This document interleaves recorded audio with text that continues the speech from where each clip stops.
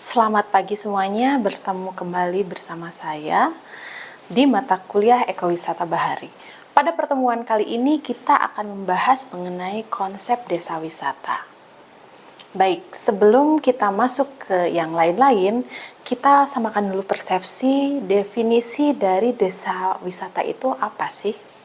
Oke, desa wisata merupakan suatu bentuk integrasi antara atraksi, akomodasi, dan fasilitas pendukung yang disajikan dalam suatu struktur kehidupan masyarakat yang menyatu dengan tata cara dan tradisi yang berlaku, menurut Nuryanti 1993. Nah, tujuan dari desa wisata itu sendiri yang pertama merupakan bentuk pengembangan ekonomi lokal yang dapat membantu masyarakat untuk meningkatkan taraf hidupnya.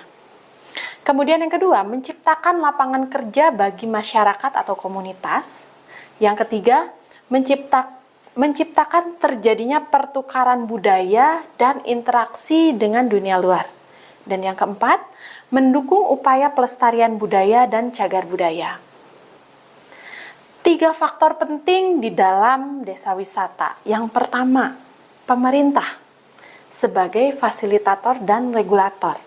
Kemudian masyarakat sebagai pelaksana, tuan rumah, atau subjek. Dan yang ketiga, pihak swasta, yaitu sebagai pelaksana atau pengembang atau investor.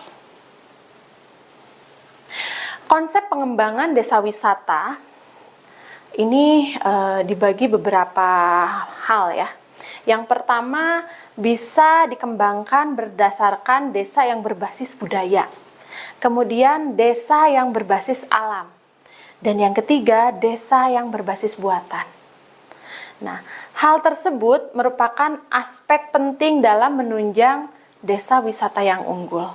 Di mana di dalam konsep pengembangan desa wisata itu di dalamnya itu mencakup atraksi, aksesibilitas, dan amenitas.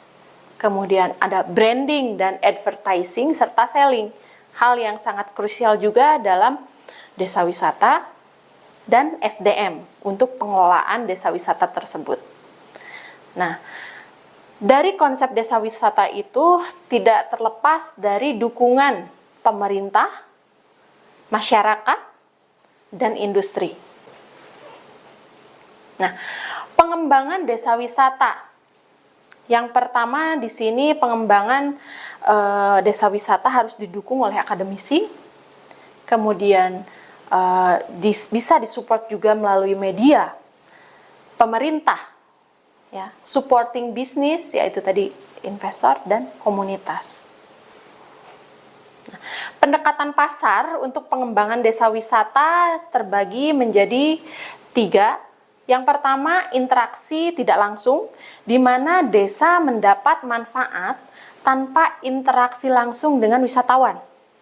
Bentuk kegiatan yang terjadi misalnya penulisan buku tentang desa yang berkembang, kemudian kehidupan di desa tersebut, seni dan budaya lokal, serta kekhasan arsitektur, kemudian tradisional, dan latar belakang dari sejarah desa tersebut. Kemudian yang kedua, interaksi setengah langsung, di mana bentuk one day trip yang dapat dilakukan oleh wisatawan. Nah, kegiatan yang setengah langsung ini meliputi makan, kuliner, berkegiatan bersama penduduk, atau kemudian wisatawan dapat kembali ke tempat akomodasinya. Serta yang ketiga, interaksi langsung. Wisatawan dimungkinkan untuk tinggal bermalam dalam akomodasi yang dimiliki oleh desa tersebut. Dampak yang terjadi dapat dikontrol dengan berbagai pertimbangan, yaitu daya dukung dan potensi masyarakat setempat. Nah, kita masuk ke pariwisata berkelanjutan atau sustainable tourism, di mana di dalam sustainable tourism ini didukung oleh beberapa faktor. Yang pertama, faktor culture, budaya, kemudian society, environment, dan ekonomi. Keempat faktor tersebut sangat berkesinambungan untuk menciptakan sebuah pariwisata yang sangat berkelanjutan. Beberapa hal yang menjadi catatan dalam pengembangan desa wisata. Yang pertama, proses pengembangan desa wisata bukan merupakan sesuatu yang bersifat instan. Diperlukan waktu dan proses yang panjang agar desa wisata dapat berhasil. Kemudian yang kedua, pengembangan desa wisata rawan konflik. Pada tahap awal, tampak semua elemen bisa bersatu padu. Namun setelah berkembang, benih-benih konflik sering muncul. Adanya kecemburuan sosial maupun kecemburuan ekonomi. Kemudian yang ketiga, tidak setiap potensi perlu dikembangkan menjadi desa wisata.